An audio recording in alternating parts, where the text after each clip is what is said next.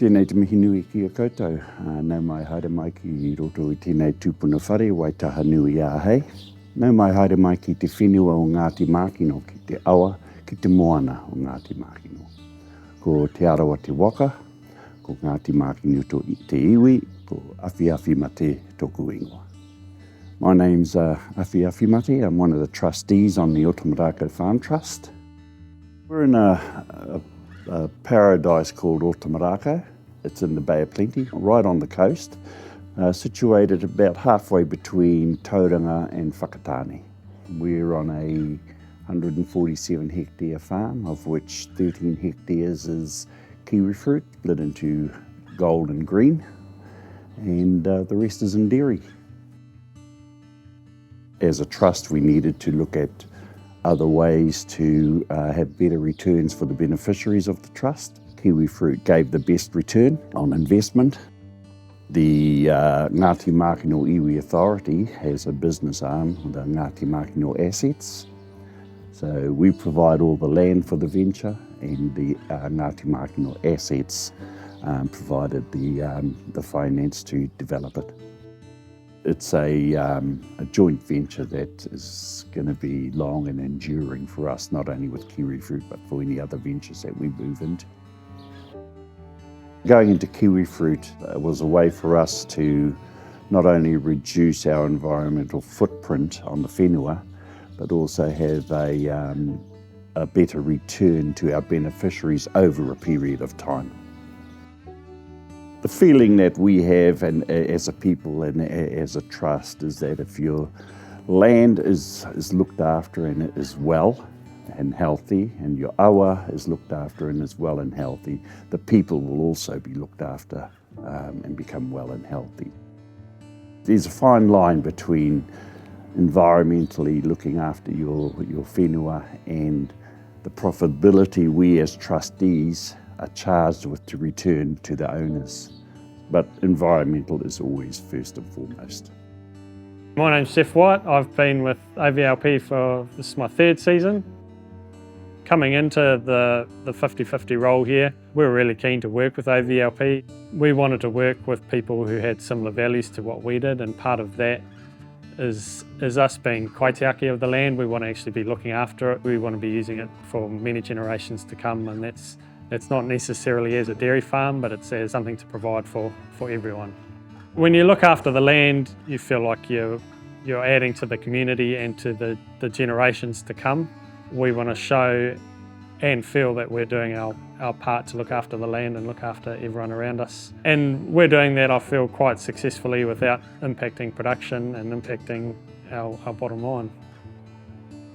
When I started here 3 seasons ago, we were quite highly stocked. We were running just short of 360 cows. Since then, we've reduced our cow numbers down to, today we're at 318. Last year we had a record season production-wise per hectare. And I think that was just from our better pastures that we've got coming through our recropping program. Through the winter, we run a zero pasture damage policy. That mostly involves getting cows off farm through winter. We graze about 30% off farm. We're also quite lucky in that we've got relatively free draining soils. We tend to keep our cows off the low-lying stuff through winter to ensure we don't do any pasture damage or any pugging. And there's been a big focus on the riparian planting, not just on our block, but also carrying on up the catchment. And that's really coming into its own now. It's sort of the plants are establishing well and everything's looking really nice down there. Everyone within the catchment has been looking at ways to reduce their water use. We've done that by installing the moisture monitor probe, which gives us real accurate data to let us know when we want to turn our irrigators on, how long for, and when we can actually have them off. We work with a farm advisor to help us look over our GHG numbers and see what options we have got to reduce them. We think it's important to look at those numbers and try and understand them.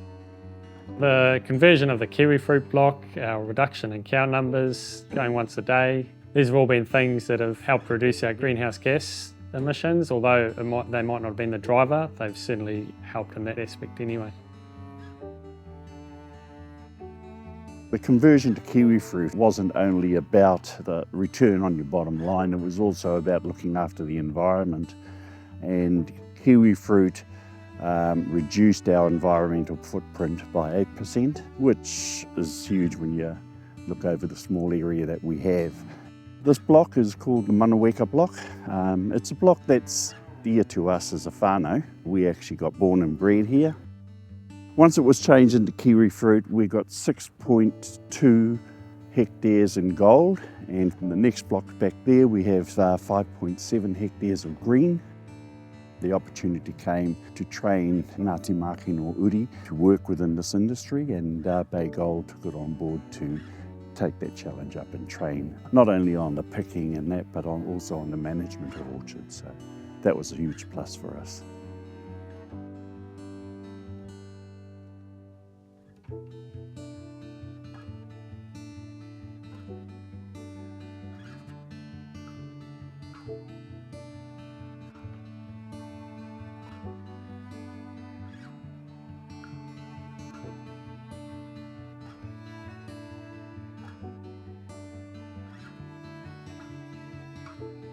Our principles are, I guess they're like most principles. It's around health and well-being, around sustainability, and around the benefits to our beneficiaries. The way we operate is spiritually, culturally slightly different to mainstream, but our goals and our wants for our people are the same. As we said before, so long as the environment is healthy, our people are going to be healthy.